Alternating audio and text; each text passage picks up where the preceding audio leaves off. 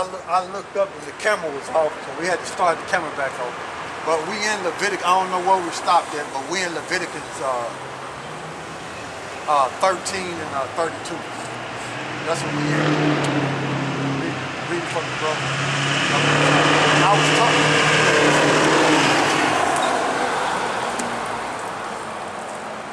All right, this is Leviticus chapter 13, verse 32.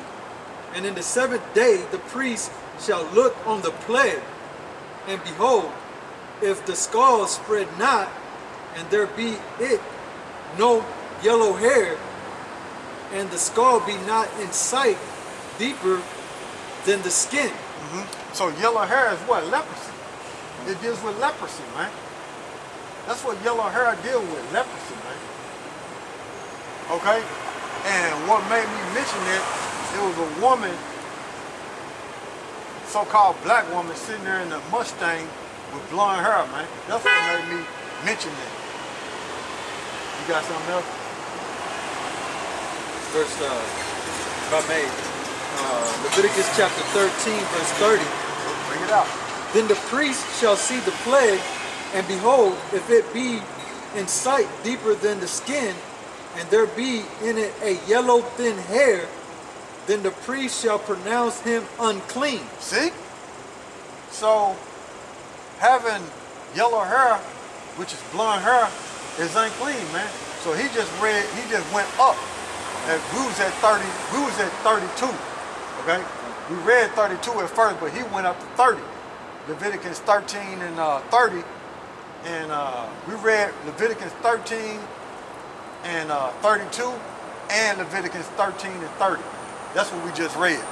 But the point is, like the brother's reading right now in Leviticus 13 and 30, you unclean. And I was saying that.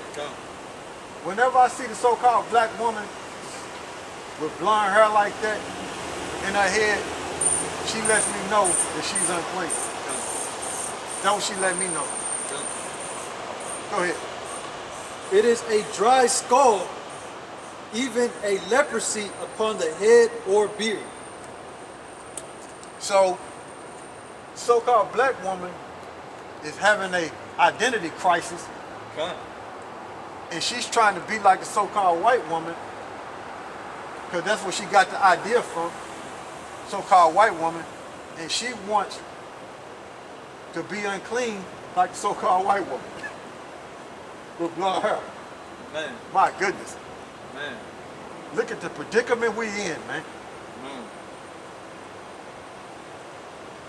Look at the predicament that the Israelite woman is in, right? With that identity crisis, man. But they want us to deal with something like that.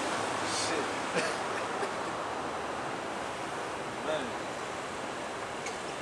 Man. And walking around here looking at us like, why he ain't looking for me? Shit. Why he ain't searching for me? Nah, I'm good.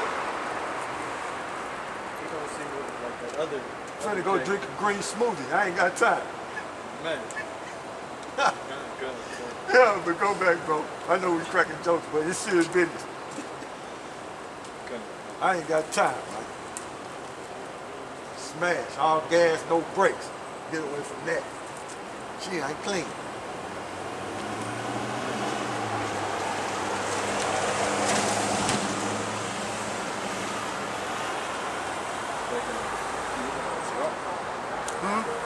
Like it's a rock? Yeah. All right, this is back in Sirach, chapter 2, verse 6. It says, believe in him and he will help you. Order thy way aright and trust in him. Yep. Verse 7. Ye that fear the Lord, YAHAWASHI, wait for his mercy and go not aside lest ye fall. Yeah. So you don't forsake the YAHAWASHI. At least you fall, man. At least you fall, man, and be destroyed. Go ahead. Verse 8. Ye that fear the Lord, YAHAWASHI, believe him, and your reward shall not fail. Yeah, your reward shall not fail for believing in him. So you're going to receive a what? A reward to get delivered from this coming danger, man. This coming judgment that YAHAWASHI is going to bring upon the earth, man. Okay? These evil times, man. You're going to be rewarded, man. Okay? You trust in YAHAWASHI, He's going to reward you when everybody else, when certain people are not eating, He's going to allow you to eat.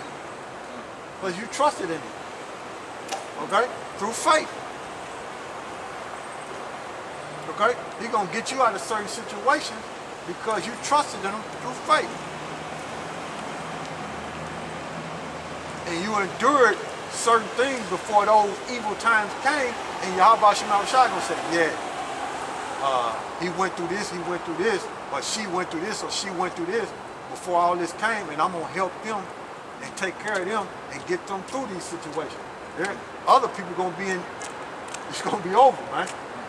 Because they didn't trust, they didn't believe. That's why when you read the scriptures, He said, I will laugh at your calamity, man. You see? You know? But go ahead. You believe in the Bible? Yes, I You know do. what that is right there, what you're looking at? What's that? What you're looking at down there, you understand that? 12 times Israel. Yeah, you understand all that? African American, I do. American Indian, I do. Yeah, that's who the Lord came for, them people on that sign. Yeah. That's it. He didn't come for everybody. These are the people right here. On this sign right here, the Lord came for. Who the world ended because Jesus, that's who He died on the cross for. That's who He was crucified for these people's sins on this sign right here. Nobody else. No other nation. That's these. So if I read Ezekiel 37:15, What you're going to see in Ezekiel 37 and 15, you're not going to see them actual, you're not going to actually see that. What you see right here, you're going to find this in Genesis 49th chapter. Okay? You're going to find this right here in Genesis 49th chapter. Okay? Matthew, what is Matthew 15:24, that say, I am not sent but unto the lost sheep of the house of Israel. But like I said, when you read in Genesis 49, you're going to see these names. What you have to do is go through history, okay, and prophecy to link these names up, okay? But you're going to see these names in Genesis 49. But what you're going to see in Ezekiel 37 and 15, what you're going to see right there is we was told to put all this together. Okay. So that's what you're going to see in Ezekiel 37 and 15, being told that we supposed to put this together on this wood. So when our people, meaning the Negro, Latinos, and Native Americans, come by, they will ask, what does this mean? And that's why I was telling you what it meant. These are the 12 tribes of Israel, and these names right here, Judah, Benjamin, Levi, that's in Genesis 49. But you have to go throughout history and prophecy to put it together. Okay, hey brother, I'm gonna do that tonight. Okay, but you're not gonna be able to link it up like that. No, you got to read and study it. You got to study, and you gotta understand history, and you gotta understand prophecy in order to link it all up together. Okay. That's all right, but I'm gonna check into that. But I tell you this: if you go on the internet and look up Great Millstone, Great Millstone, okay. If the Lord wants you to see the proper breakdown, you'll see it.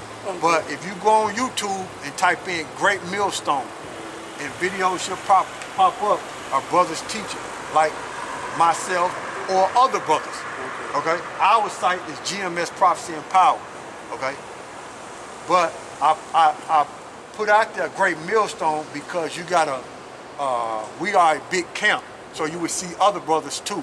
But like I said, if the Spirit wants you to see the proper breakdown, you're gonna see it. You're gonna see it. That's why I told you Great Millstone. Okay? Start on that. All right. I sure like to know what the 12 tribes. And salvation only for the Negro, Latinos, and Native Americans, bro. And we Israelites. Yeah, go back. All right, this is Sirach chapter 2, verse 9. Ye that fear the Lord, YAHAWASHI, hope for good. Yeah, hope for good, man. We hope for good, man. And what's good?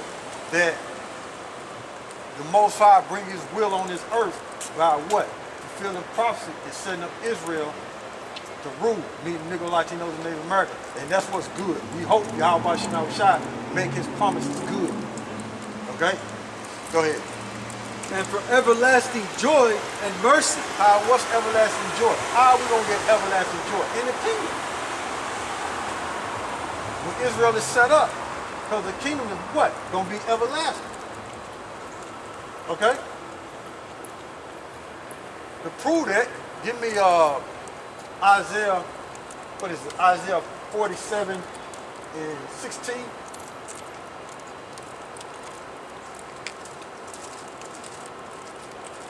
Let's see if Israel kingdom gonna be everlasting.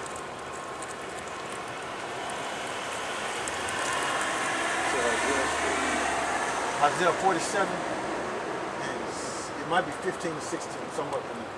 World without end. Well, it might be 45 to 16.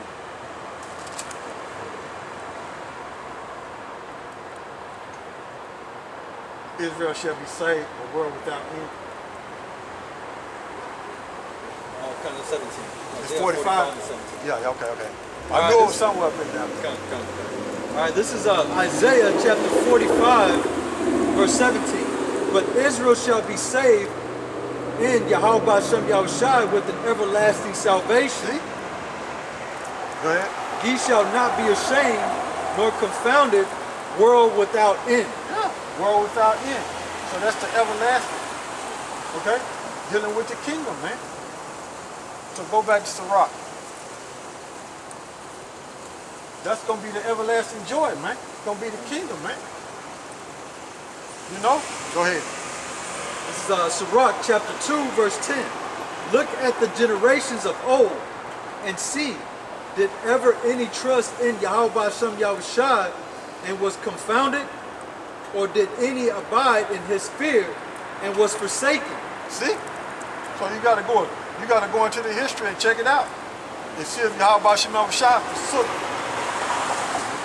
the Israelites when they was doing right. Okay? No. It tell you that. It tell you that in matter of fact, go to Tobit. I mean, what is it? Not Tobit, but Judah. Go to Judah. See if we can find it real quick. See if I can find it right quick. We're going to read some of it. Because it tells you in there, Judah, in the book of Judah,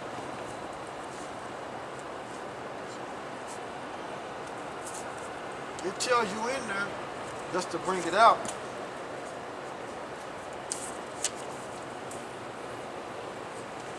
way back there. See if the Spirit allow me to find it.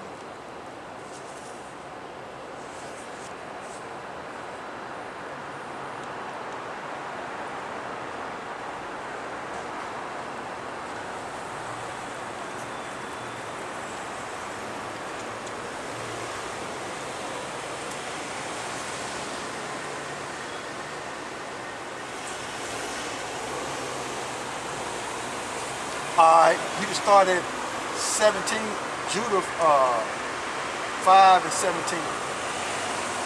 Alright, now this is what is this guy?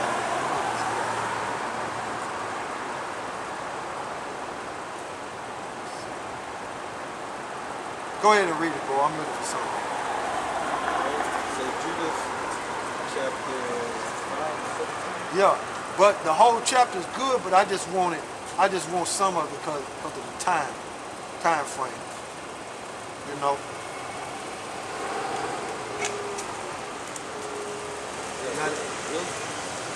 Yeah. Willis. Yeah. All right, this is Judith chapter 5, verse 17. I mean Wallace. Yeah, Wallace. Sorry. And whilst thy sinneth not before their power, they prospered because the Most High that hateth iniquity was with them. See? So the Most High didn't forsake Israel when they was doing right. Okay, go ahead. But when they departed from the way which he appointed them, they were destroyed in many battles very sore, and were led captives into a land that was not theirs, and the temple of their power was cast to the ground, and their cities were taken by the enemies. See? Go ahead. Verse 19. But now are they returned to their power, and are come up from the places where they were scattered, and have possessed Jerusalem, where their sanctuary is, and are seated in the hill country, for it was desolate. Okay, now this is Achor telling Holofernes, which was a general up under the Babylonians. He said, he giving them a history of Israel. And he's saying, look, to explain to you in a nutshell, he's saying, look, if Israel not sinning against the Most High, you can't do nothing with them.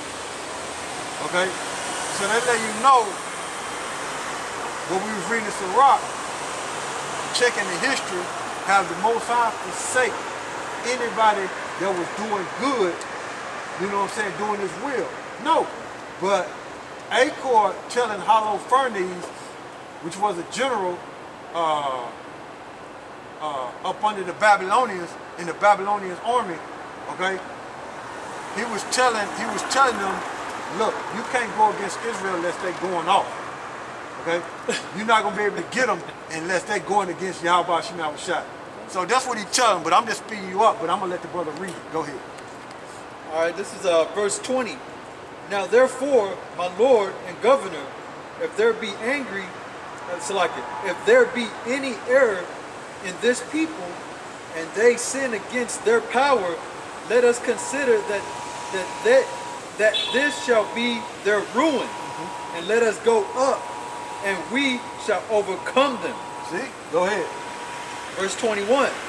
But if there be no iniquity in their nation, let my Lord now pass by, lest their Lord defend them, and their power be for them, and we become a reproach before all the world. See? So that's what I wanted out of there. So they're just an example of, when you check the history, that if Israel didn't forsake YAHAWASHI, them other nations was going to catch hell if they tried to go against Israel. Okay? So go back and read that in Sirach. I just wanted to grab that up out of there. So this is Sirach chapter 2, verse 10. Look at the generations of old, and see, did ever any trust in YAHAWASHI and was confounded? Or did any abide in his fear and was forsaken? See? Or whom did he ever despise that called upon him? See? So we just read the account in Judah. What would happen, okay, if Israel was doing right by YAHAWASHI. But if they did it wrong, if there was an error, the nations can get them. See? Go ahead. Verse 11. For the Lord is full of compassion and mercy, long-suffering, and very pitiful, and forgiveth sins, and saveth the time of affliction. And saveth in the time of what? Affliction. So, YAHAWASHI show up right on time, man. Man. Right on time, every time, right on time. When you least suspect it, he's there to get you out of the situation. And you like, man. You know? Go ahead. So verse 12. Woe be to fearful hearts. Okay? Woe be to fearful hearts, meaning destruction to somebody who forsake YAHAWASHI because they're in a low condition. Okay? Go ahead. And faint hands, and the sinners that goeth two ways. Double-minded, unstable. Okay? double-minded, unstable, lukewarm, all that. Go ahead. Woe unto him that is faint-hearted, for he believeth not. See? He ain't got faith. Go ahead. Therefore shall he not be defended. See? So that's why we tell you to come back to YAHAWASHI so he can protect you and help you. Because being contrary to him and learning the ways of the heathens is not beneficial. You think it is, but it's going to be to your destruction. He's not going to help you. He's just going to let these heathens, the top heathen, Esau, Edom, have his way with you. And he's not going to defend you. Go ahead. It says, verse 14, woe unto you that have lost patience. And what will ye do when YAHAWASHI shall visit you? How is he going to visit you? Any way he see fit. But when he do visit you, it's going to be judgment. Because you deserve it, because you lost faith. That's why I say woe unto you, meaning destruction. Or you don't have faith. Go ahead. Verse 15, they that fear YAHAWASHI will not disobey his word. And they that love him will keep his ways. Verse 16, they that fear YAHAWASHI will seek that which is well-pleasing unto him. See? And how do you seek what's well-pleasing unto YAHAWASHI? You got to have faith. You got to get in these words and be taught, man. You got to get in this word, be taught, and have faith, man. Okay? So you will know what's pleasing to him. And it's most definitely, when you read Hebrews 11th chapter, it tells you in there, it's impossible to please the Most High if you don't have faith. It's impossible. Tell you that in Hebrews 11, man. Go ahead. And they that love him shall be filled with the law. See? Always go back to the word, man. So in order for you to be filled with the law, you got to know what it's talking about. You got to understand what the scriptures is talking about. Okay? And within the law, you don't commit adultery. Okay? You don't worship idol gods. Okay? Within the law, man. Okay? You don't go against YAHAWASHI, man. You don't put, you don't dye your hair blonde. Pink. And you don't wear women's clothing. Put on dresses and walk around with a purse with high heels on. Okay? You don't do that, man. You don't commit adultery like that, man. You don't do that, man. Okay? You don't take the mark of the beast, man. You don't do that, man. You don't celebrate 4th of July, Christmas, Easter, Thanksgiving, Halloween. Your birthday. You don't do that, man. You don't do it.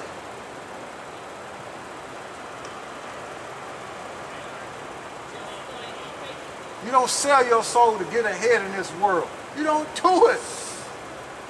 Go ahead, bro. Verse 17. They that fear YAHAWASHI will prepare their hearts and humble their souls in his sight. Yeah. You prepare your heart, meaning your mind, and humble yourself, man. Go ahead. Verse 18. Saying, we will fall into the hands of YAHAWASHI and not unto the hands of men, for as his majesty is, so is his mercy. See? So, you got anything else? So with that, I'd like to give all praises to Yahawah, Bahashem, Yahawashai, Bahashem, Rekah HaKodash. Double honors to the elder apostle GMS who rule well. Salute you, brothers that's pushing this word and truth sincere in the strength of power YAHAWASHI YAHAWASHI. And salute you sisters that's listening and learning. And with that, I like to say, Mawafla Babylon, Mawafla Babylon, Mawafla Babylon, Mawafla Babylon. and Mawafla two-thirds Shalom. Stay strong and search the scriptures.